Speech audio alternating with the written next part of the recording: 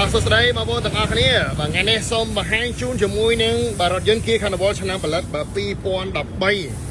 បាទឲ្យបងប្អូនមើលមកជុំជាមួយនឹងឡានរបស់យើងសិន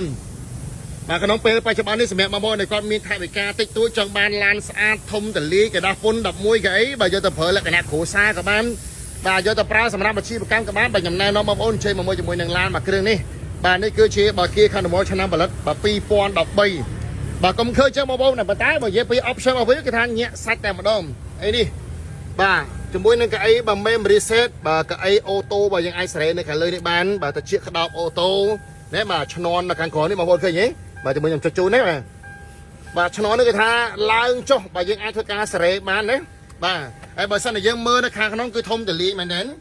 បាទ11កៅអីបាទសម្រាប់បងប្អូនយកទៅប្រើប្រាស់បាទគ្រួសារក៏បានអាជីវកម្មក៏បានបាទហើយទ្វារ